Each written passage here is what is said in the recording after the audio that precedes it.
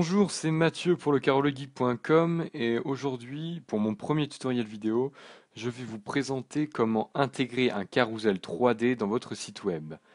Alors, pour commencer, un carrousel 3D, c'est très simple, c'est plusieurs images qui tournent autour d'un même point fixe, comme vous pouvez le voir en ce moment sur la page d'accueil de mon site web. Alors, dans ce tutoriel, je vais vous expliquer comment l'intégrer à votre site web et tout ça sans connaissance particulière en JavaScript ou en HTML. Alors, pour cela, il faut aller sur le site professorcloud.com, cliquer sur Cloud Carousel et cliquer sur Free Download. Voilà, votre fichier est téléchargé.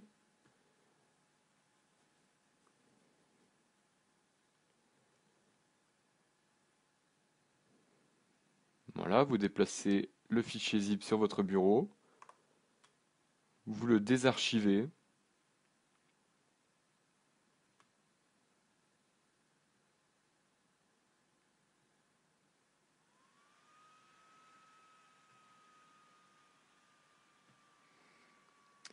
Voilà, on se retrouve avec deux fichiers, cloudcarousel.1.0.5.js et cloudcarousel.1.0.5.min.js. Alors, ce fichier .min.js, vous allez tout simplement le supprimer pour garder le fichier .js. Voilà, vous le mettez dans un coin. Ensuite, vous allez aller dans Instructions d'intégration.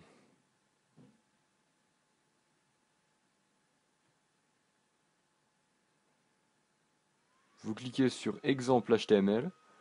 Vous faites bien attention d'avoir la version originale du site et non celle traduite. Vous ouvrez un bloc-notes.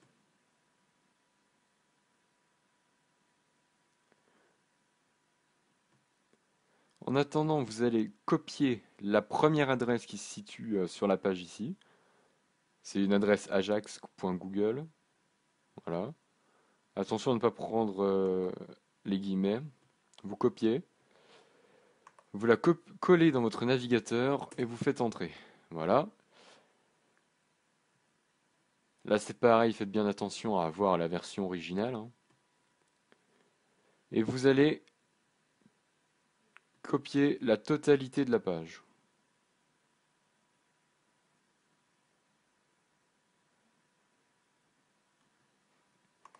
Voilà, vous faites copier. Et vous collez dans votre bloc-notes. Vous enregistrez.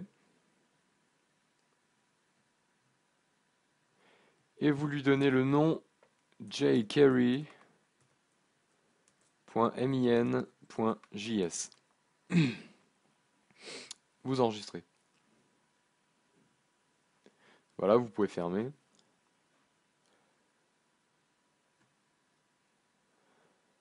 Ensuite, vous allez aller sur FileZilla ou votre client FTP préféré.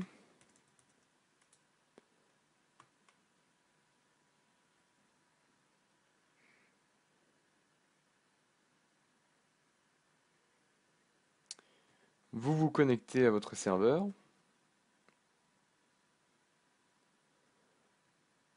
Voilà. Vous créez un nouveau dossier que vous allez nommer comme vous voulez, par exemple carousel 3D. Vous validez. Voilà, votre fichier est créé et vous allez à l'intérieur. Bon, pour l'instant, il est vide, c'est tout à fait normal. Et vous allez y envoyer jquery.min.js.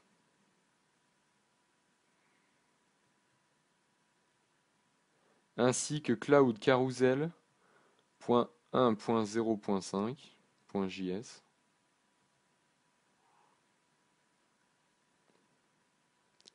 Voilà, les fichiers sont envoyés, on peut baisser la page. Ensuite, vous allez ouvrir un nouveau bloc-notes ou votre éditeur HTML préféré.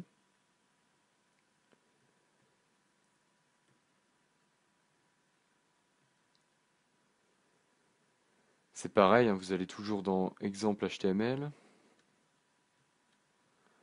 et vous copiez la totalité du code qui vous est donné. Vous le collez dans votre bloc-notes, vous faites enregistrer et vous lui donnez le nom que vous voulez du moment que ça se termine par .html.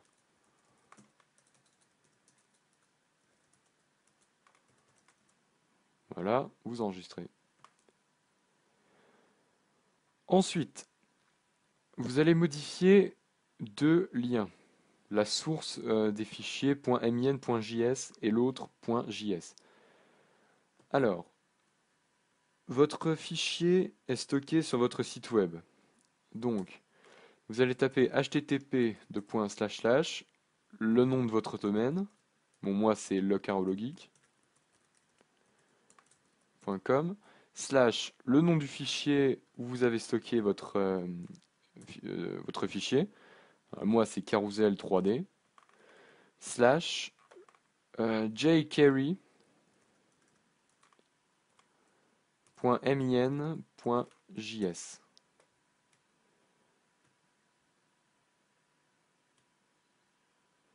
Je vérifie bien. Voilà, c'est ça. http://lecarologeek.com carousel 3D jquery.min.js. Vous pouvez enregistrer.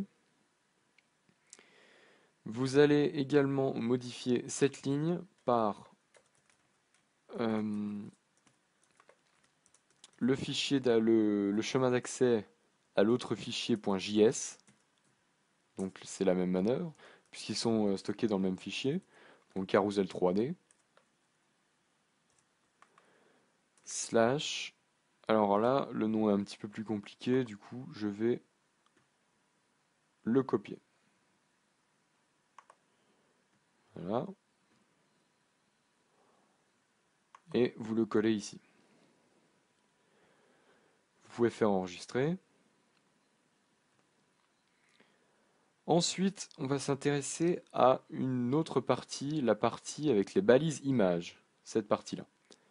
Alors, comme vous pouvez le voir, il y a 4 balises images, donc votre carrousel sera composé de 4 images, comme vous pouvez le voir sur mon site. 1, 2, 3, 4 images.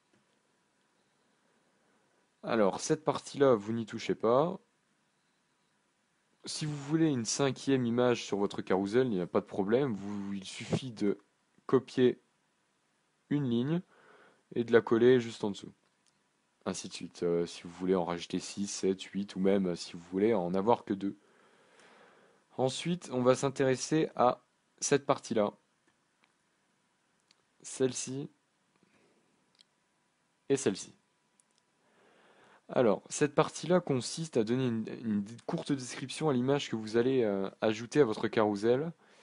Et cette partie-là, rajouter un titre que vous allez donner à votre image du carrousel. Pour exemple, vous pouvez en retrouver un sur le site du professeur Cloud avec Léonard de Vinci. Alors vous voyez, l'image de Léonard de Vinci est sélectionnée. Vous avez le titre, Léonard de Vinci, et une courte description. Alors nous, on va pas s'y intéresser parce que c'est juste une petite manipulation très simple à faire. Il suffit de remplacer le texte qu'il y a entre les guillemets par le texte que vous voulez.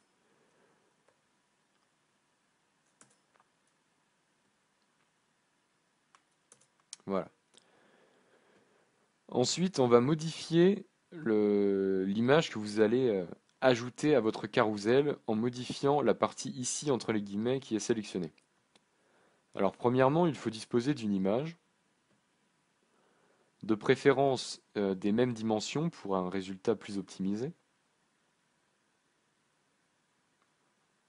Alors moi j'utilise le logo du Carolo Geek. Vous retournez sur FileZilla et vous l'envoyez dans le dossier que l'on vient de créer où on a envoyé jQuery et l'autre fichier .js. Vous l'envoyez. Ensuite, cette partie-là, on n'en veut plus, elle ne sert à rien, on la supprime, et on va taper le chemin d'accès à l'image que l'on vient de stocker sur notre serveur. Donc lecarologic.com slash le nom du fichier où vous avez le nom du dossier où vous avez stocké votre image, carousel 3D, slash le nom de votre image. Alors moi c'est image.jpg. Alors je vérifie. Image.jpg. Voilà. Si vous voulez obtenir le chemin d'accès, c'est très simple, hein. Il suffit de cliquer droit sur votre image et vous l'avez ici. Il suffit de remplacer le 3W ici par le nom de votre domaine, l'adresse de votre site. Alors voilà. Lecarologeek.com slash carousel 3D slash image.jpg. Alors, on va reporter cette ligne-là sur les 4 autres balises, puisque je n'ai qu'une image, moi. Voilà.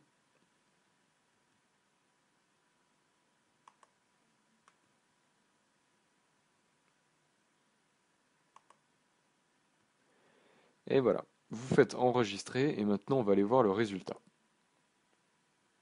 Alors, vous double-cliquez sur votre fichier carousel.html.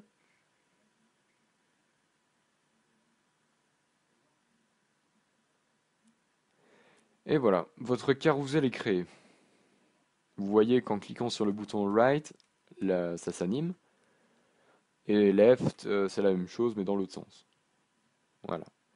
Maintenant, le problème que l'on rencontre, c'est les dimensions de la fenêtre de notre carousel est un peu trop petite par rapport aux dimensions de nos images. Alors, pour ça, c'est très simple, il suffit de modifier deux valeurs. Celle-ci et celle-ci. Alors, moi, je vais faire une fenêtre de 500 pixels sur 400. Après, tout dépend des dimensions de vos images. Vous faites enregistrer, vous allez rafraîchir la page, et voilà, l'encadré est beaucoup plus grand. Voilà, tout fonctionne. Pour une meilleure visibilité, moi, je vais placer cette fenêtre au centre de la fenêtre de mon navigateur. Alors pour cela, je vais rajouter les balises center. Alors je mets center juste après la balise body. Et je vais fermer la balise center juste avant la fermeture de la balise body. Alors voilà, center. Ok. Et on va faire la même chose avec les balises center pour head. Alors juste après la balise head. Voilà. Et juste avant la fermeture de la balise head. Voilà. Vous faites enregistrer. Vous allez dans le navigateur et vous rechargez la page. Voilà, vous voyez que votre fenêtre est au centre de la page. Maintenant, on rencontre un second problème, c'est, vous voyez, le centre de rotation de vos images n'est pas au centre, ce qui ne permet pas une bonne visibilité de vos images. Alors pour cela, c'est aussi très simple. Il suffit de modifier deux valeurs, xpose et ypose. Alors pour que ça fonctionne, il suffit déjà de les supprimer, de faire enregistrer. Maintenant, vous les retapez, xpose, attention majuscule, voilà, et vous allez taper par exemple en fonction de l'orientation, je sais pas, par exemple, alors on va marquer 200, voilà, et en dessous, on va taper ypose, voilà, on va mettre 100, et on enregistre. On recharge la page. Vous voyez que c'est déjà que le centre de rotation s'est déplacé d'ici à ici. Mais là, ce n'est toujours pas très au centre. Alors, tout dépend de des dimensions que vous avez rajoutées. Alors, moi, je vais mettre 150. Et ici, 150 également. J'enregistre. Je rafraîchis la page. Ce n'est toujours pas très au centre, mais c'est pas grave. C'est voilà, c'est juste un petit exemple. Vous customiserez à votre guise après. Maintenant, je vais vous présenter un autre point de personnalisation, c'est cette valeur. Background triple zéro. Alors, le triple zéro correspond à la couleur noire. La couleur noire ici de fond de votre carrousel. Alors, cette valeur, vous pouvez la modifier. Par exemple, si je mets 5F, voilà, le fond sera blanc. J'enregistre, je rafraîchis la page, et voilà, le fond de notre carrousel est blanc. Et cette valeur, vous pouvez la modifier très facilement en allant tout simplement dans GIMP ou un éditeur d'images, peu importe, Paint, que ce soit Paint, Photoshop, GIMP ou que sais-je encore. Voilà.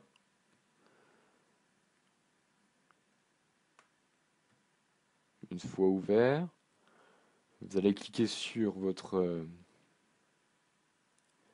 couleur, vous la sélectionnez, par exemple rouge.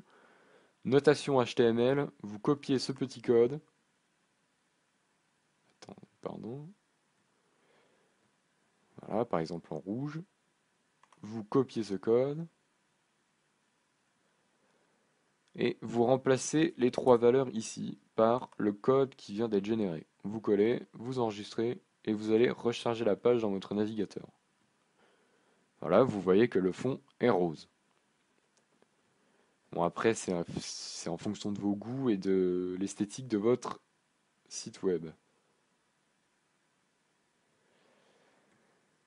Voilà. Maintenant, je vais vous présenter comment faire tourner automatiquement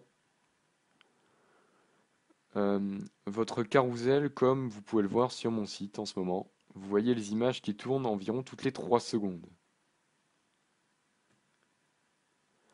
Alors pour ça, c'est aussi simple. Il suffit de rajouter. Vous allez dans Intégration, Instructions, JavaScript Setup Parameters. Et là, vous avez plusieurs options. Nous, on va prendre avec l'explication, une courte explication que vous pourrez lire plus tard et modifier. Alors moi, je vais m'intéresser à Auto Rotate. Voilà, je copie cette valeur. Je fais bien attention de rajouter une virgule ici pour bien refermer la valeur précédente. Voilà, je colle et on va rajouter entre guillemets le sens de rotation. Voilà, right, ok, j'enregistre. Je vais recharger la page. Et vous voyez normalement que ça tourne tout seul. Bon, maintenant, on va personnaliser cette rotation, cette auto-rotation, en rajoutant des autres valeurs. Alors, par exemple, auto-rotate delay, c'est pour modifier le nombre de secondes pour que votre carrousel tourne. Alors, comme vous pouvez le voir ici, là, ça tourne toutes les 1,5 secondes. Voilà, on fait bien attention de rajouter une petite virgule pour fermer la valeur. Vous passez une ligne, vous rajoutez votre valeur, deux points, et ensuite vous mettez le temps que vous voulez en millisecondes. Alors par exemple, si vous voulez 3 secondes, vous rajoutez 3000 secondes. 3 millisecondes. 3000 millisecondes. Voilà, vous enregistrez, vous allez recharger la page, et vous verrez que tous les 3 secondes, le carrousel tourne. Voilà. Et les boutons fonctionnent toujours. Ensuite, on peut rajouter une autre option, c'est la vitesse à laquelle votre carrousel va tourner. Alors là, c'est pareil, vous faites bien attention de rajouter une virgule comme d'habitude. Vous collez 2 points et vous mettez la valeur à laquelle vous voulez que ça tourne. Voilà, par exemple 0,9. Voilà, bon, ça va aller assez vite quand même. Vous enregistrez, vous allez recharger la page. Et vous voyez normalement que ça va aller tourner plus vite. Voilà, vous voyez même pas que ça tourne, tellement ça va vite. Donc on va remettre à la valeur par défaut, soit 0,2. Voilà, vous enregistrez, vous rechargez la page. Et vous voyez que ça la tourne. Ensuite, on va rajouter une autre valeur, la valeur de frames par seconde, ou le nombre d'images qui va se passer pour une animation en une seconde. Alors pour cela, il faut rajouter FPS. Et par exemple, vous voulez qu'il y ait 30 images par seconde, comme un film par exemple. En une seconde, il y a environ 25 images qui peuvent se produire. Alors voilà, on va mettre par exemple 40. Vous mettez la virgule, vous enregistrez, vous allez recharger la page. Bon, et après, vous faites des tests en fonction de la résolution de votre image, la qualité. Voilà, c'est en fonction de vous et de votre site web.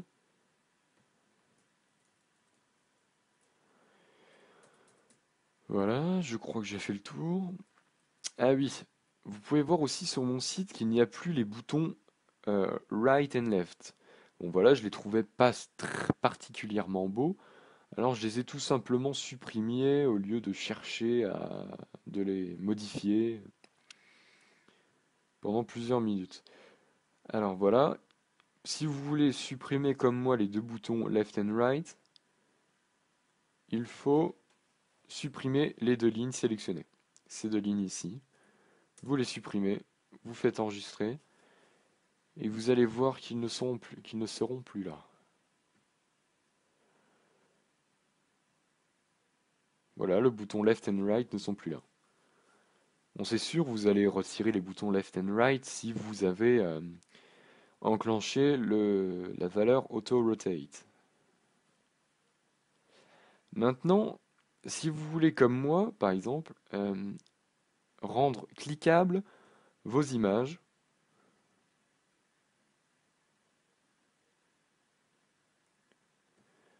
c'est aussi simple. Il suffit de rajouter à votre ligne. Attendez, je vérifie le code.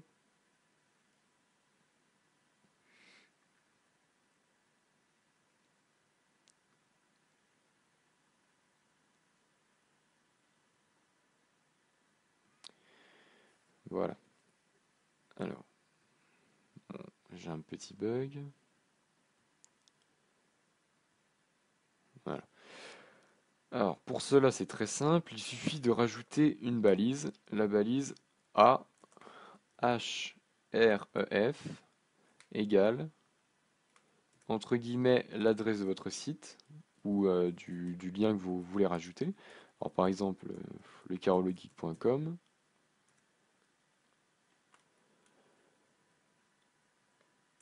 Voilà. Vous faites enregistrer.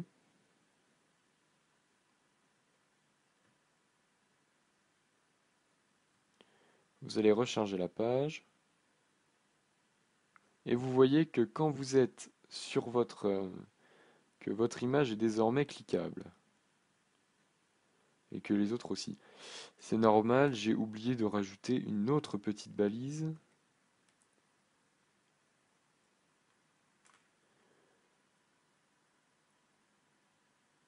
Voilà, voilà, voilà.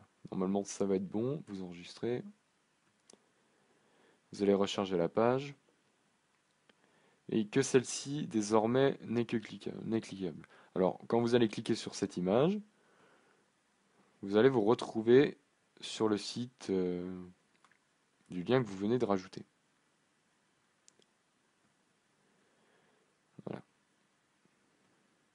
Surtout, il ne faut pas oublier cette petite balise de fermeture, sinon toutes les images suivantes vont devenir cliquables sur le même lien, et c'est pas toujours très pratique. Alors voilà, c'est bon, je crois que j'ai fait le tour. Euh, voilà. Alors, c'était Mathieu pour le carologeek.com et je vous dis à la prochaine pour de nouveaux tutos vidéo et d'autres articles sur des news high-tech et geek.